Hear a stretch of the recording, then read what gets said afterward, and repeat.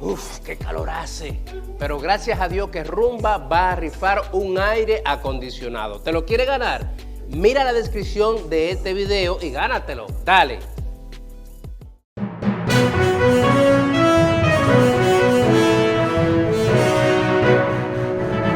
Damos la bienvenida a la doctora Ana González. Vamos a conversar con ella sobre anemias, tipos, causas y tratamientos. Doctora, bienvenida. Buenos días, muchas gracias por la invitación. Gracias. Siempre a un usted. placer.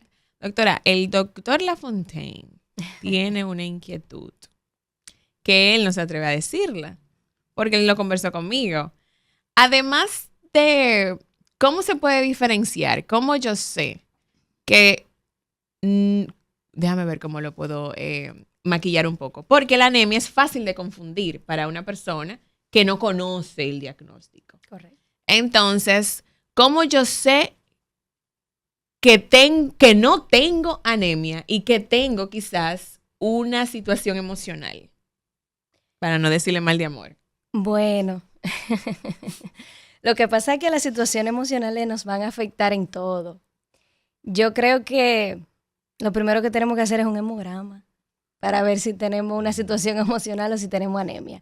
Pero bueno, realmente el diagnóstico de la anemia es un diagnóstico clínico y obviamente nos auxiliamos de pruebas de laboratorio. Una situación emocional puede ser el fallecimiento de un familiar, una rotura amorosa, otra situación de salud, una pérdida de empleo, puede ser una situación emocional y nos pueden llevar a muchas cosas. Pero la anemia, si empezamos por ahí, vamos a hablar de que la anemia tiene un cuadro clínico, que es lo primero que tenemos que ver al momento de pensar en una anemia. ¿Qué órgano se afecta con una anemia, doctora? ¿Perdón? ¿Qué es una anemia? ¿Qué órgano se afecta? Se afectan los glóbulos rojos. Si vamos a empezar entonces. Y pensaba que eran los blancos. No, los rojos. Mira, estoy aprendiendo. A ver, los glóbulos rojos se producen en una entidad que hemos mencionado llamada la médula ósea, ¿verdad? Que está dentro del hueso, principalmente de los huesos largos. Es el hueso que tenemos aquí en el brazo, ¿verdad? Que es el húmero, el fémur que tenemos en las piernas, los huesos de la cadera. Allí vamos a tener la producción de las células sanguíneas. Y la que más se produce, pues las células sanguíneas que ya hemos mencionado, entre los glóbulos rojos, los glóbulos blancos y las plaquetas, son los glóbulos rojos. Entonces, todas las funciones del organismo, todo lo que el organismo puede hacer para nosotros subsistir, está regido por una serie de elementos. Proteínas. Pero entonces, perdón, para dejar a la gente bien ubicada. Sí. Entonces, ¿cuál es el órgano en sí? ¿La médula? Médula ósea. Es el órgano. Médula ¿Y los ósea. glóbulos rojos son? Los glóbulos rojos son unos elementos formes que tenemos en la sangre. En Los la sangre, principales que son componentes de la producidos- sangre. Que son producidos en la médula ósea. En la médula ósea. ¿Ningún otro sitio más? Los glóbulos rojos no. Ok. Por el momento, en la persona adulta. Ya en el momento en el que, por ejemplo, el individuo se está formando en la vida intrauterina, cuando está en el vientre de la madre, pues el hígado, el vaso y otro órgano que se forma en el proceso de la concepción, se llama saco vitelino, también forma glóbulos rojos. De hecho, ahí se forman primero. O sea, usted dijo que se forma la médula ósea de los huesos largos. Huesos largos principalmente. Cuando yo me como un pollo y hago así, ñáquete, y muerdo el hueso, eso sale ahí. Esa es la médula Eso ósea. que está ahí adentro, que le dicen el tuétano, El tuétano. eso es la médula ósea. Oh, ok. Esa es la médula ósea del pollo. Del pollo. Correcto. Ay, yo he escuchado Ok, mucho sí, que el sí. tuétano, pero El no, tuétano. no sabía. Sí. De hecho, para explicar a los pacientes de manera coloquial, lo hacemos así. Ok. Ok. Otra Correcto. pregunta, doctora. ¿Qué nos hace padecer de anemia? Hay múltiples causas. Dentro de las principales, o la principal causa a nivel mundial de deficiencia de hemoglobina, de anemia, es la deficiencia de hierro. El hierro lo podemos tener deficiente por múltiples situaciones. Puede ser por la falta de ingesta, en los pacientes que hacen esas dietas estrictas, en el caso de pacientes que coman poca carne, que consuman pocas habichuelas, como se conoce, pocos vegetales verdes que contengan también hierro. Esos pacientes pueden tener una deficiencia de hierro que los puede llevar a anemia. Por otro lado, un aumento en las necesidades de hierro en el contexto de la mujer embarazada, el crecimiento y el desarrollo desde la infancia hasta ya la adultez, la adolescencia. Otra causa podría ser en nosotras las mujeres de manera particular la menstruación. Se puede relacionar con una pérdida importante de hierro cada mes. Entonces, esas son situaciones que nos pueden llevar a perder hierro y nos pueden llevar a padecer anemia. ¿Cuáles son los vegetales que contienen hierro? Los vegetales no son mis mejores amigos, bueno, que usted sepa, doctor. No son. No son. Ese es mi gran problema en la vida. O sea, pero en sentido personal. Sentido personal. Ah. Yo no como vegetales. Pero, ¿Qué, doctores? ¿Cómo así? no sé, como que quizá no me lo inculcaron de chiquita o quizá Es contraproducente. quizá fue un poco forzado y realmente no, pero Usted no se lo recomienda a nadie. sí, Entonces. claro, lo tengo que recomendar, pero Claro. es bueno decirlo porque cuando me vean por ahí que, doctora, pero ¿y por qué usted le saca la lechuga a la hamburguesa? Bueno, Pero ningún tipo de vegetales. no, tengo como una, ¿Y cómo usted entonces suplementa esas? bueno, yo como mucha carne, Mm, mucha carne, qué bien. me encanta la habichuela, O sea que cuando me encantan los jugos. Ahora, tengo ahí una situación porque, por ejemplo, la remolacha, que es más vegetal que fruta, me gusta mucho el jugo de remolacha, la gente dice mucho, bueno, Y tiene hierro, ¿no? vamos a darle remolacha. muchísimo. Muchísimo. De hecho, Dan- coloquialmente la gente dice, tienes que beber mucho jugo de remolacha para que te suba la hemoglobina. Tiene mucho hierro, pero esto es algo acumulativo. Esto no es algo de que me voy a beber 3 litros de... Déjame hacer una jugo de pregunta remolacha. que hasta me da vergüenza hacerla, pero la voy a hacer. ¿Cómo? El refresco rojo tiene hierro, que la gente dice, tomamos un refresco rojo para Bueno, fortalecerme con el hierro. el refresco rojo tiene mucha soda, mucho azúcar, pero no tiene hierro. No tiene hierro. O sea, atención Ok, país. siga. Atención, país. No, el refresco Siga, rojo doctora. no tiene hierro. Entonces, ya dijo en los vegetales. Los vegetales, el recaíto, la lechuga, Todo eso la tiene verdura, hierro. el brócoli, el coliflor. En todo eso podemos encontrar hierro. Y altas cantidades de ácido fólico, que también, si tenemos una deficiencia de ácido fólico, podemos tener anemia. Si tenemos una deficiencia de vitamina B12, podemos tener anemia. Si tenemos condiciones genéticas que predispongan, como mutaciones genéticas, mutaciones en el ADN, que vienen desde el momento del nacimiento, que se heredan o que están presentes al momento de la unión entre el óvulo y el espermatozoide en la concepción, podemos tener anemia. Si tenemos una enfermedad crónica, como por ejemplo la insuficiencia renal, que libera muchas sustancias, que quizá ahorita hablemos con un poquito más de detalle, podemos tener anemia. Que interfiere en la formación de los glóbulos rojos, podemos tener anemia.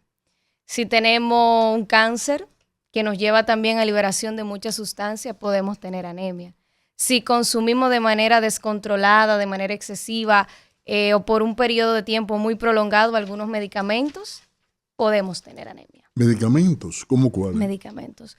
Por ejemplo, hay un medicamento que utilizamos mucho de manera quizá indiscriminada, que es el omeprazol. El omeprazol. El omeprazol nos puede llevar a una anemia. El ¿Y por omeprazol qué, es para el doctora? estómago. El omeprazol es para el estómago, precisamente porque estas vitaminas y estos minerales de los que hemos mencionado, el hierro, por ejemplo, necesita un paso por el estómago para poder absorberse. Y el hierro se absorbe en un medio ácido, como es el medio del estómago, lo que le decimos el pH del estómago, Ok. que es parte de lo que se encuentra en el jugo gástrico. Para absorber el hierro necesitamos un pH ácido y el omeprazol inhibe esa secreción gástrica.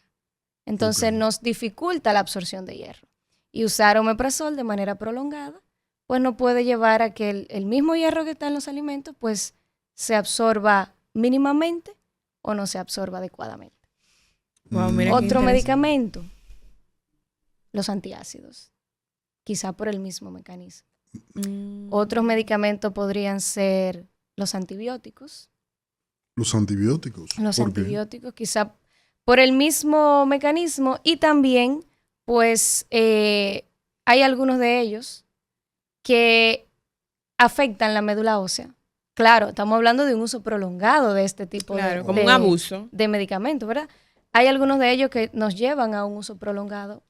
Hay algunas enfermedades que nos llevan a un uso prolongado, por lo que tenemos que nosotros como médicos jugar con eso y orientar al paciente al respecto. A veces llega un paciente con una infección tal, porque tiene tal clínica, se prescribe un antibiótico por 5 o 7 días y el paciente a los 5 o 6 meses tiene una situación parecida y en lugar de ir al médico, por lo que, bueno, me recetaron tal cosa, yo lo voy a volver a usar. O todavía me siento mal, déjame usarlo por un tiempo más prolongado. Entonces hay medicamentos que afectan la producción de los glóbulos rojos. Y por ende, al afectar la producción del glóbulo rojo, vamos a tener una disminución en ellos y vamos a tener anemia. Pero una pregunta, ¿los doctores le informan esta situación a los pacientes a veces? Bueno, Porque, por ejemplo, si yo tengo una X situación y por ende me indica consumir omeprazol quizás 2 veces al día, por X situación que yo tenga. correcto. Supongo que es importante indicarle al paciente, mira, el uso abusivo de esto te puede provocar tal cosa, entonces es importante tomarlo de manera moderada o tómate nada más esta tableta y para una segunda dosis ven aquí para yo entonces analizarte y saber si tú lo necesitas o no. Es importante hacerlo, es importante orientar al paciente al respecto, pero como mencionábamos ahorita de las etiquetas en los medicamentos, es cuestión de educación, la educación del médico y la educación del paciente. Y ya en este tiempo es muy fácil que el paciente google en internet y diga, bueno, pero doctora, este medicamento me puede ocasionar esto, esto, esto y esto. Entonces, deber de nosotros como médicos orientar al paciente de que sí, pero eso pasa si tal cosa. Un uso indiscriminado, el uso prolongado, esto es un tratamiento que está descrito en las guías, en los libros, que se puede utilizar por tanto tiempo para evitar no solamente ese, sino otros efectos adversos que se puedan presentar.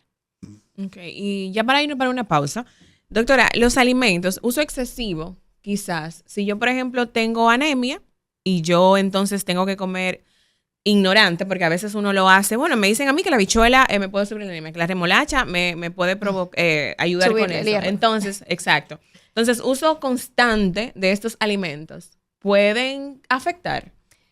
Bueno, el cuerpo humano es perfecto, Dios lo hizo perfecto. Entonces, él de manera fisiológica, de manera normal, desecha lo que está de más. Entonces, el hierro particularmente, Exceso de hierro porque en ese tenemos ¿verdad? Otros minerales, otras vitaminas. El hierro, de manera particular, pasa por todo un proceso. Entonces, hay un hierro que se guarda en el organismo, hay un hierro que se utiliza para ciertas funciones y hay un hierro que está circulante de manera normal ante cualquier situación que se pueda presentar, como por ejemplo la menstruación. Okay. Entonces, si nosotros tenemos una regulación, una homeostasis, como se llama en el organismo, no vamos a tener ningún problema. Sin embargo, si existen condiciones particulares que nos puedan llevar a que ese hierro no se almacene o no se distribuya adecuadamente, entonces sí podemos tener situaciones adversas, entonces a un exceso de hierro en el organismo. De acuerdo, doctora. Vamos a una breve pausa y volvemos con la doctora Ana González. Estamos hablando de anemias, tipos, causas y tratamientos.